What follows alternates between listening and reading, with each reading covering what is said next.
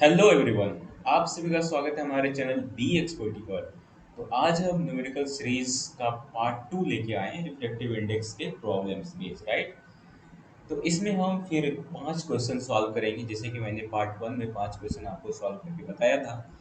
इस सेशन में, इस वीडियो में फिर हम नेक्स्ट 5 क्वेश्चन सॉल्व करेंगे, राइट। तो विदाउट टाइम वेस्टिंग किए हुए चलिए आज का जो सेशन है वो शुरू करते हैं। तो हमारे पास जो पहला क्वेश्चन है वो आपके स्क्रीन पे दिखता होगा। यदि आपको ये क्वेश्चन यदि बन रहा है तो आप स्क्रीन पॉज करके इस क्वेश्चन को सॉल्व कीजिए, राइट। तो चलिए हम क्वेश्चन को सॉल्व करते हैं और क्वेश्चन को रीड करते हैं। तो क्वेश्चन आपका बोल रहा है the refractive index of medium x with respect to medium y is 2/3 and refractive index of medium y with respect to medium z is 4/3। Find the refractive index of medium Z with respect to medium x.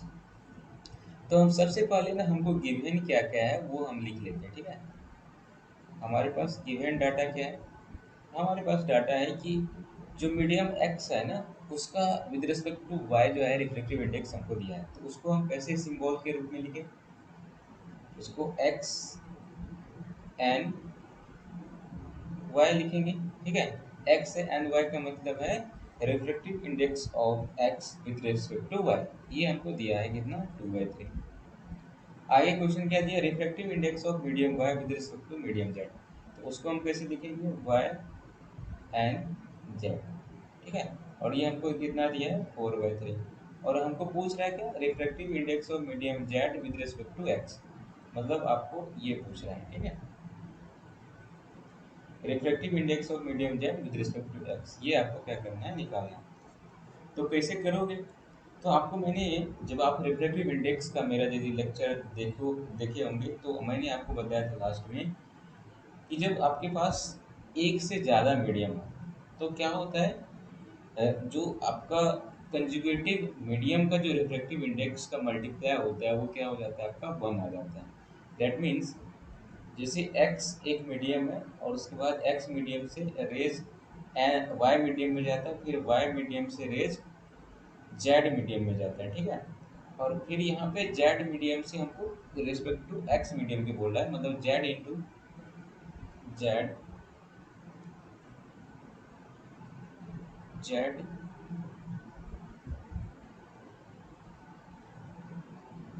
तो इसको आप कैसे लिख सकते हो, ठीक है। 1 second, okay.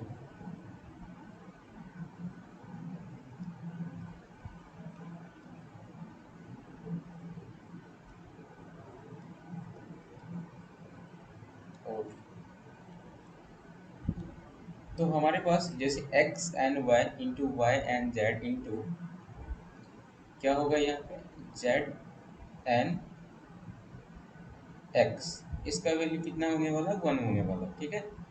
ये मैंने आपको बताया हुआ है, आप मेरे वीडियो को प्रेफर कर सकते हो, रिफ्रैक्टिव इंडेक्स वाले वीडियो को, ठीक है। तो x and y into y and z into z and x is equal to क्या होता है, 1 होता है, ठीक है। तो आप क्या कर दो, वैल्यू को रख दो। तो एक्स एंड वाई कितना है आपका, 2/3 है, इंटू क्या हो, वाई एंड जेड कितना है, 4/3 है। और आपको निकालना है क्या, जेड एंड एक्स निकालना है। Refractive index of medium Z with respect to x निकालना है। दिस इज इक्वल टू कितना होगा, 1 होगा, ओके। तब इसको मल्टीप्लाई कर दोगे तो 8/9 होगा, इंटू क्या हो जाएगा, z and x is equal to क्या है, 1, right. Therefore z and x is equal to क्या हो जाएगा, 1/8/9 मीन्स ये हो जाएगा 9/8। तो ये आपका क्या हो गया, reflective index of Z with respect to X आ गया। ये क्या है, ये है रिफ्लेक्टिव इंडेक्स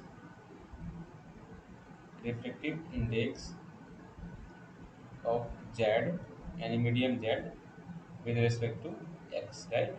तो ये आपका कितना आ गया, 8/9 आ गया, राइट। तो ये आपका आंसर हो गया। चलिए नेक्स्ट क्वेश्चन देखते हैं। तो नेक्स्ट क्वेश्चन हमारे पास है, उसमें बोल रहा है कि the absolute reflective index of glass and water are 4/3 and 3/2 respectively. तो हमको यहाँ पे गिवन क्या है, सबसे पहले वो लिख लेते हैं, ठीक है। तो हमको जो गिवन है वो गिवन, सबसे पहले मेरा काम है वो चीज़ें लिखना। तो गिवन है आपका absolute reflective index of glass, मतलब आपको क्या दिया हुआ, यदि आप म्यू में लिखना चाहते हो म्यू में लिख सकते हो। रिफ्रैक्टिव इंडेक्स को म्यू से भी रिप्रेजेंट करते हैं और एन से भी रिप्रेजेंट करते हैं, तो मैं चलो एन से लिखता हूँ, ठीक है। तो आपका रिफ्रैक्टिव इंडेक्स ऑफ ग्लास दिया हुआ ये कितना है, ये है 4/3, ठीक है। और रिफ्रैक्टिव इंडेक्स ऑफ वाटर दिया है आपको कितना, ये दिया है 3/2 respectively, right. If the speed of light in glass, यानी ग्लास में जो स्पीड है वो हमको दिया है, मतलब आप इसको ऐसे लिख सकते हो वीजी। वीजी का मतलब है speed of light in glass, ये है आपका 2 × 10⁸ मीटर पर सेकेंड। और हमको यहाँ पे बोला है calculate the speed of light in vacuum. और फर्स्ट क्वेश्चन आपका बोल रहा है कैलकुलेट क्या करना है, speed of light in vacuum में करना है, स्पीड ऑफ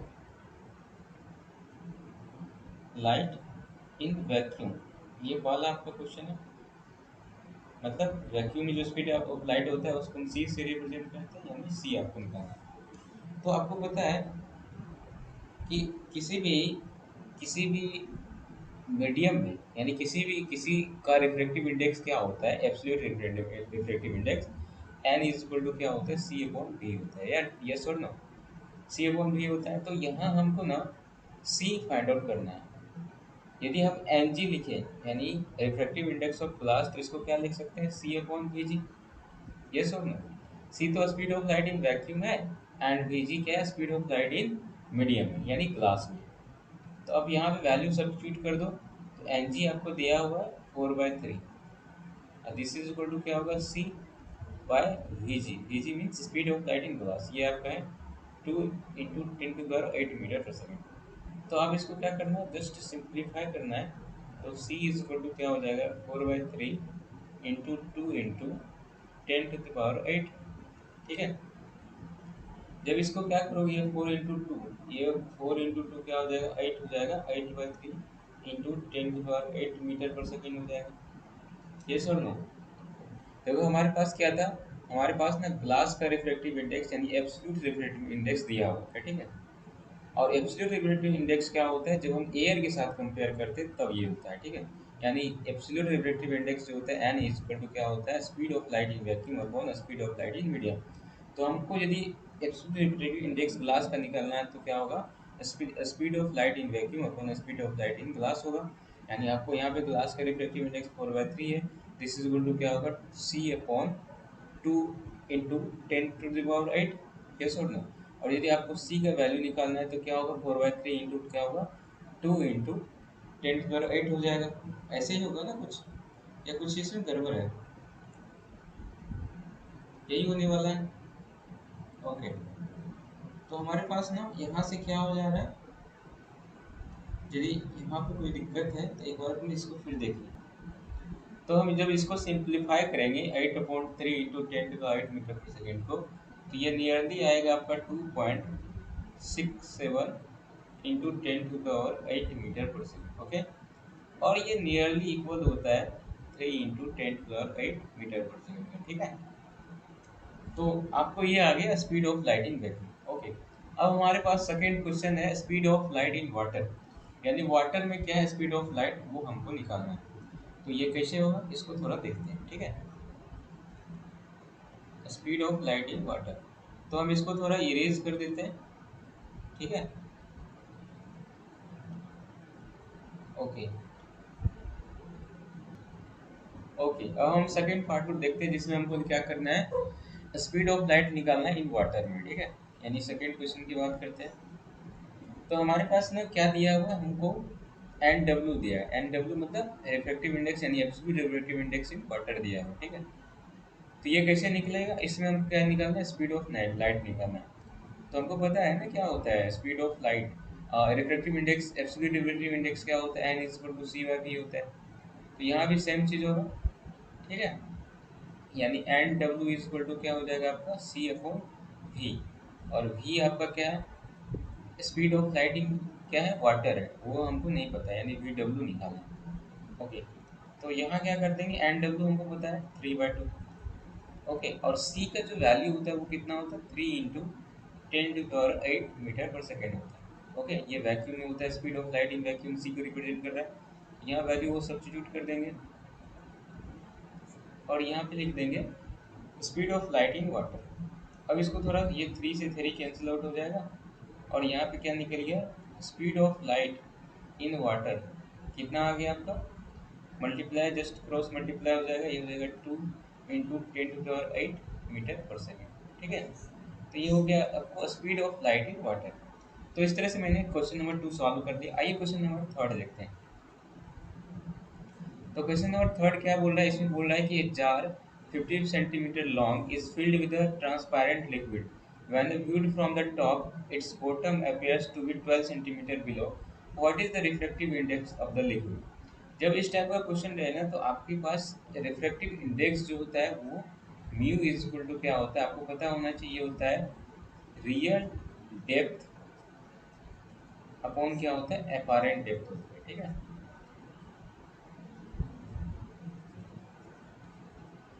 तो हमारे पास यहाँ पे क्या है 50 सेंटीमीटर लॉन्ग क्या आपके पास एक जार है, यानी आपके पास जो रियल डेप्थ है, यानी रियल डेप्थ मतलब जितना जार का लेंथ होगा वो आपको कितना है 15 सेंटीमीटर, राइट। यानी रियल डेप्थ जो है वो आपको दिया हुआ है,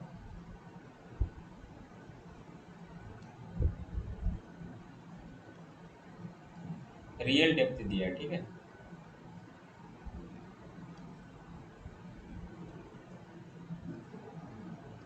हमको ये गिवन में है, ठीक है, तो गिवन सबसे पहले लिख देते हैं। तो रियल डेप्थ कितना है आपके पास, ये है आपका 15 सेंटीमीटर लॉन्ग। उसके बाद क्या है, जब इसको ऊपर से देखते हैं ना टॉप से, तो ये जो है इट बॉटम एपियर्स, जब भी कोई शब्द क्या लगा रहे एपियर्स लगा रहे तो इसका मतलब क्या है वो एपारेंट है, राइट।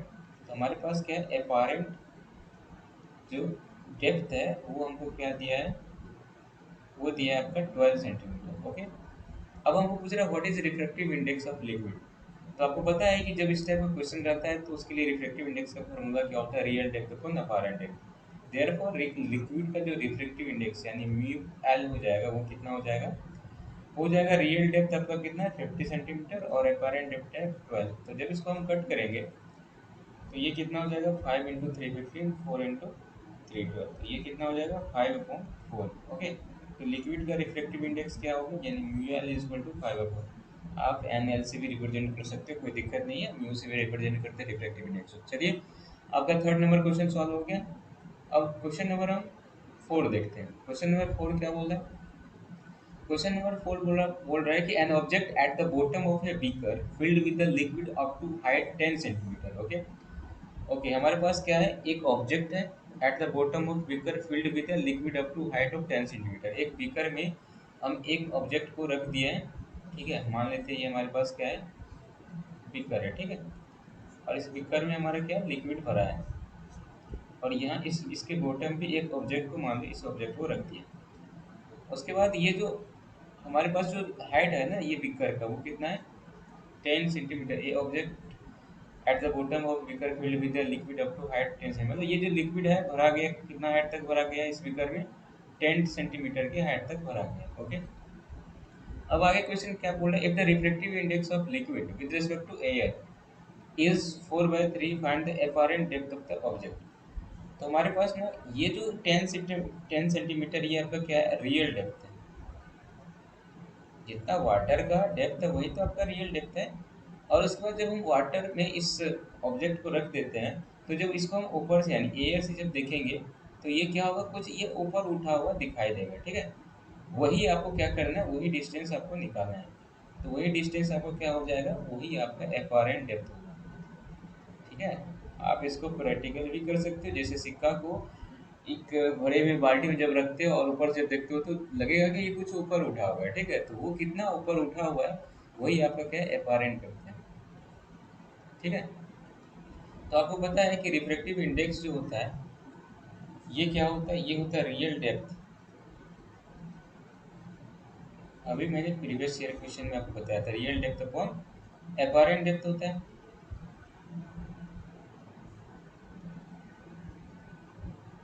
ठीक है, तो यहाँ पे हमको ना जो है ना लिक्विड का यानी वाटर का जो रिफ्रैक्टिव इंडेक्स है वो हमको दिया हुआ है, ठीक है, यानी वो कितना है 4/3 है।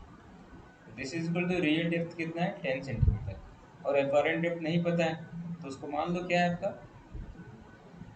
डी है, इसको मान लेते क्या है, डी है। ओके, तो यहाँ से डी आपका निकल जाएगा, क्या होगा d, d is equal to हो जाएगा 3 × 10/4। तो ये 5 × 2 10 2 × 4 ये हो जाएगा, और 5 × 3 15/2, तो ये 7 पॉइंट क्या हो जाएगा 5 सेंटीमीटर। तो आपके पास अपारेंट डेप्थ आ गया कितना, 7.5 सेंटीमीटर। ओके, तो ये आपका क्वेश्चन नंबर 4 हो गया। ठीक है, तो अब क्वेश्चन नंबर हम क्या देखते हैं, 5 देखते हैं।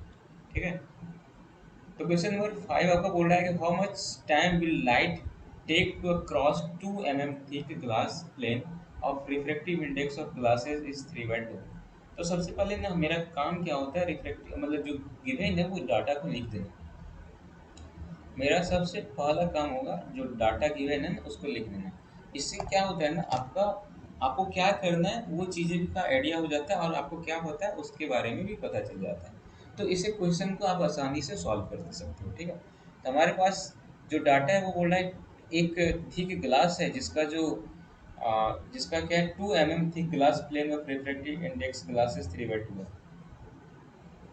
हमारे पास क्या है, ये ग्लास है जिसका जो थिकनेस है वो क्या है 2 mm। ठीक है, और इस ग्लास का हमको रिफ्रैक्टिव इंडेक्स दिया है, इस ग्लास का क्या है हमको रिफ्रैक्टिव इंडेक्स दिया है, यानी mu g is equal to कितना दिया हमको 3/2 दिया है। और हमको क्या करना है, इस ग्लास से हमारा जो लाइट पास होगा ना वो कितना टाइम में पास होगा वो हमको निकालना है। मतलब हमको क्या करना है, टी निकालना है। ठीक है, एक्चुअली ये कहाँ से, एयर से पास होगा ना लाइट, मान लो कि ये एयर से लाइट इंसिडेंट कर रहा है ग्लास में, और ये ग्लास में क्या होगा रिफ्रैक्शन होगा, और फिर यहाँ के बाद ये क्या होगा बाहर आएगा। तो ये टाइम कितना लेगा वो हमको निकालना है। तो यहाँ पे हमको क्या दिया है, हमको एब्सोल्यूट रिफ्रैक्टिव इंडेक्स दिया है। तो हमको पता है कि एब्सोल्यूट रिफ्रैक्टिव इंडेक्स जो होता है न्यू इज इक्वल टू क्या होता है C/V है। तो हमारे पास 3/2 इज इक्वल टू क्या है सी मतलब 3 × 10⁸ और v मतलब speed of light in glass.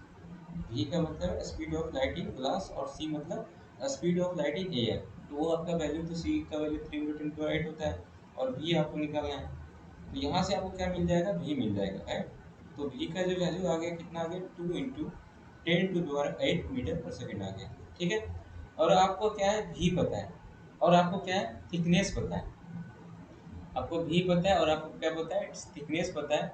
मतलब आप ये बोल सकते हो कि डी पता है, डी मतलब आप डेप्थ बोल सकते हो या डिस्टेंस बोल सकते हो। ठीक है, वो चीज़ें आपको पता है 2 mm। तो mm से कन्वर्ट कर लो पहले मीटर में, ये हो जाएगा 2 × 10⁻³ मीटर। आपको स्पीड पता है, डिस्टेंस पता है, तो आप टाइम नहीं निकाल सकते क्या, क्योंकि स्पीड इज इक्वल टू क्या होता है टाइम, यानी डिस्टेंस इज इक्वल टू क्या होता है स्पीड इनटू टाइम, यानी टाइम इज इक्वल टू क्या होगा डिस्टेंस अपॉन वेलोसिटी या speed. Distance is equal to क्या हो जाएगा, डिस्टेंस इज इक्वल टू क्या होता है स्पीड इनटू टाइम होता है। Therefore time is equal to क्या हो जाएगा d/v। तो इसका मतलब d का वैल्यू तो 2 × 10⁻³ है, अपॉन v कितना है आपका 2 × 10⁸ ये 2 से 2 कैंसिल हो गया। तो ये आपको क्या होगा 10⁸ यदि ऊपर जाएगा तो ये क्या हो जाएगा आपका 10⁻³ -3 × 10⁻⁸। तो ये जब दोनों को जब ऐड करो, क्योंकि बेस आपका सेम है तो पावर ऐड हो जाएगा। तो ये हो जाएगा -3 -8, तो ये हो जाएगा -11। ये क्या हो जाएगा आपका सेकेंड में आ जाएगा। ठीक है, इतना सेकेंड। तो 2 mm जो आपका थिक ग्लास है उसको पास करने में कितना टाइम लगेगा 10⁻⁻11 सेकेंड। ओके, इस तरह से मैंने आपको 5 क्वेश्चन सॉल्व करके रिफ्रैक्टिव इंडेक्स का पार्ट 2 में दिखा दिया। अब और मोर से मोर क्वेश्चन को प्रैक्टिस करो, और जो भी आपको पास कोई डाउट आता है, क्वेरीज आता है, तो आप मेरे से टेलीग्राम से जुड़ सकते हो, इंस्टाग्राम से जुड़ सकते हो, और आपका जो आईडी रहेगा बी एक्सपर्टी ही रहेगा। आप दोनों तरफ चेक कर सकते हो, या आप कमेंट सेक्शन में जिस भी टॉपिक में आपको डाउट होता है आप वो कमेंट मेंशन कर सकते हो। मैं आपकी क्वेश्चन को, आपकी क्वेरी को ज़रूर देखूंगा। और आपको वीडियो देखने के लिए बहुत बहुत धन्यवाद। और आप मेरे चैनल पे नए हो तो प्लीज़ हमारे चैनल को सब्सक्राइब करो, और अपने दोस्तों के साथ शेयर जरूर करो। Thank you very much.